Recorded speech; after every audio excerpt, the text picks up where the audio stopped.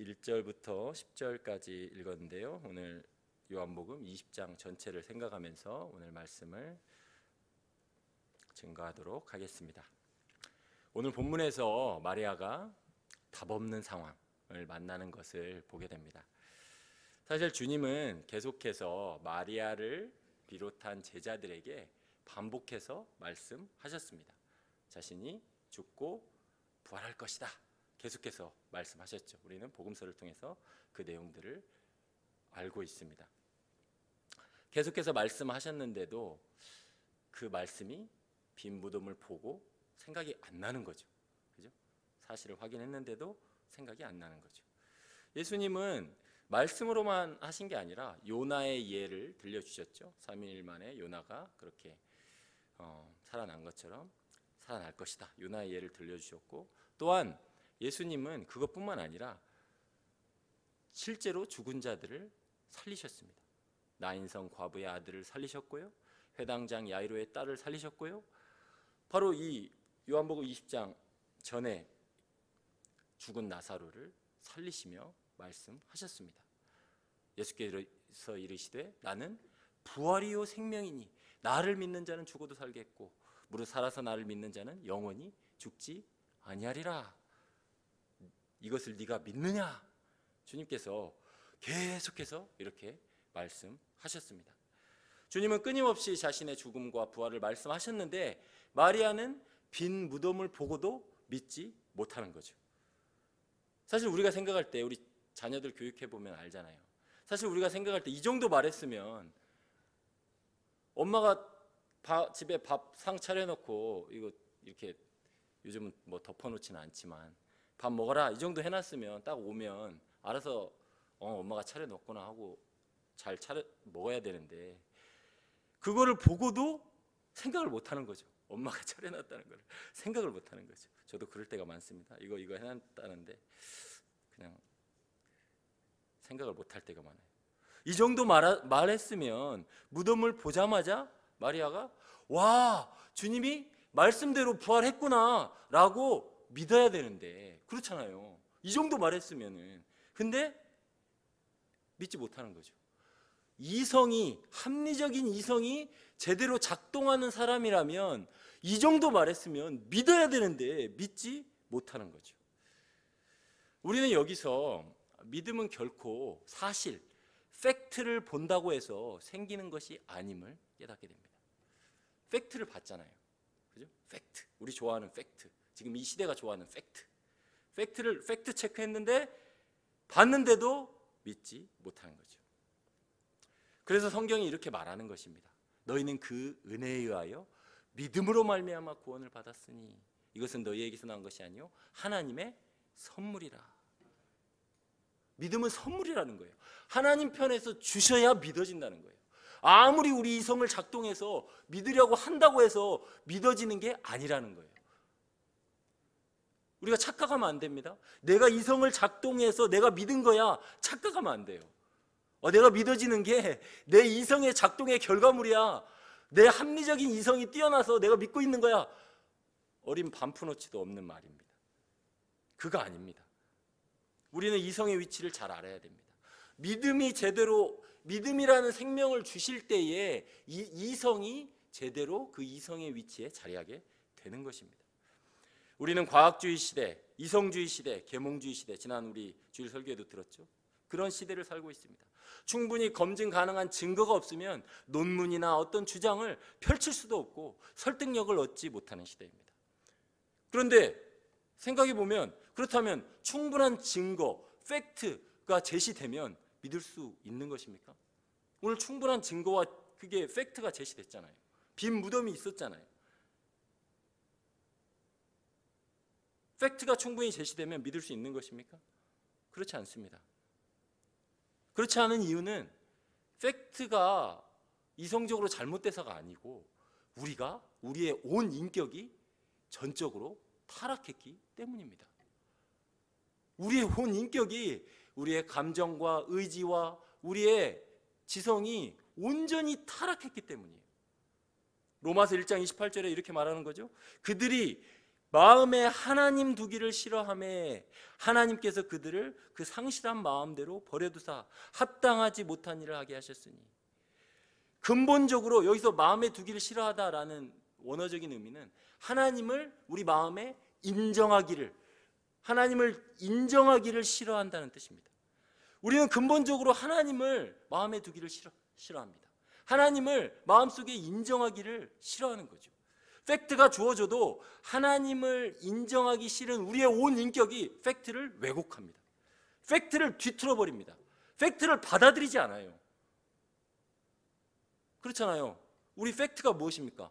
부활하신 주님이 우리와 세상 끝날까지 영원토록 함께 하실 거다라는 게 팩트잖아요.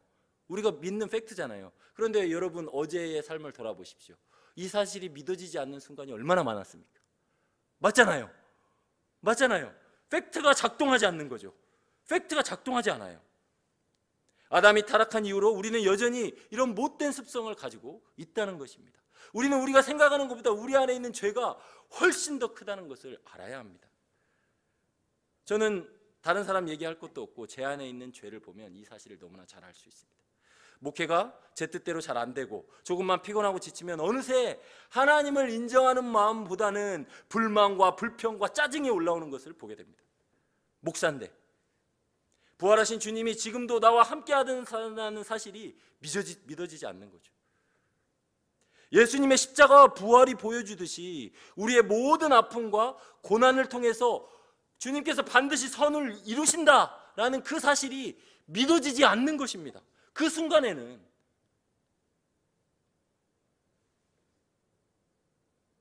마리아가 그랬고 제자들도 그랬습니다. 그래서 오늘 본문에 이렇게 말하는 거예요. 9절 말씀에 그들은 성경에 그가 죽은 자 가운데서 다시 살아나야 하리라 하신 말씀을 아직 알지 못하더라. 그들은 여전히 말씀을 통해서 예수님의 부활을 믿지 못했던 것입니다. 팩트가 작동하지 않는 거죠. 이런 제자들에게, 이런 믿음 없는 우리들에게 소망이 무엇입니까?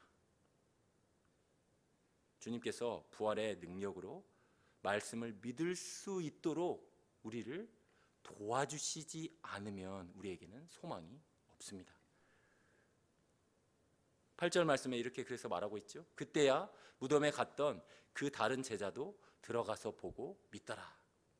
여기서 보고 믿더라 이렇게 돼 있잖아요. 그죠? 보고 믿더라.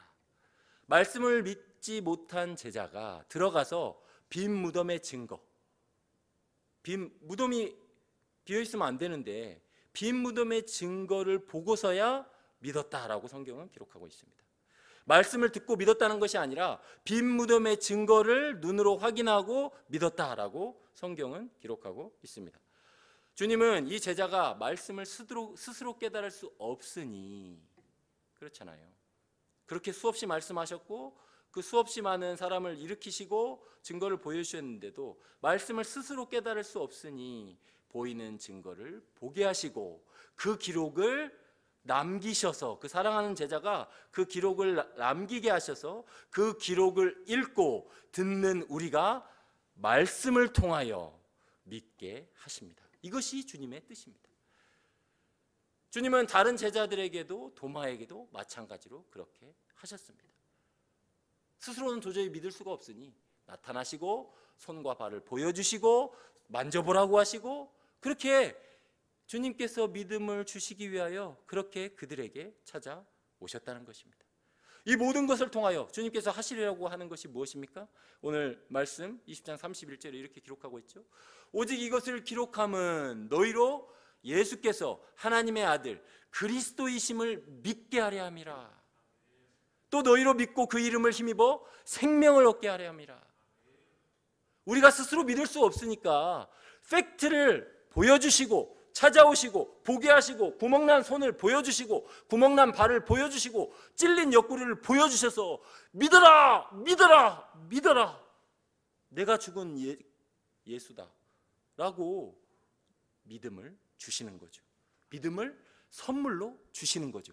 이성이 제대로 믿음 아래서 제대로 작동할 수 있도록, 팩트가 제대로 작동할 수 있도록 믿음을 하늘로부터 선물로 주신다는 것입니다. 이것이 없으면 우리의 이성은 제대로 작동할 수 없다는 것입니다. 주님은 그들이 믿을 때까지 나타나시고 손과 발과 옆구리를 보이시고 그들에게 믿음을 선물로 주십니다. 이것이 우리에게 소망입니다. 부활의 주님은 우리에게 믿음을 선물로 주십니다. 우리 힘으로 믿을 수 없기에, 우리 힘으로 부활 생명을 누릴 수 없기에 주님이 선물로 믿음을 주시는 것입니다. 그러므로 오늘도 우리에게 믿음을 선물로 주시는 주님을 붙드시기 바랍니다. 주님, 제 믿음 없음을 불쌍히 여기시고 제 믿음을 붙들어 주시옵소서.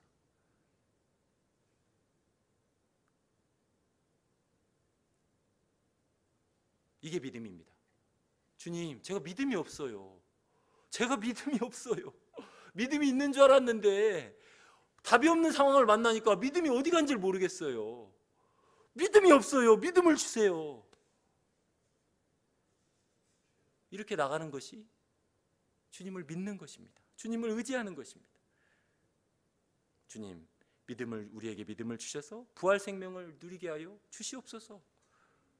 우리의 문제가 끝이 아니라, 우리의 답 없음이 낙심의 근거가 아니라 부활이요 생명이신 주님을 바라보는 통로가 되게 하여 주시옵소서. 우리 모두에게 그러한 부활 생명이 넘치기를 예수님의 이름으로 축원합니다. 기도하겠습니다.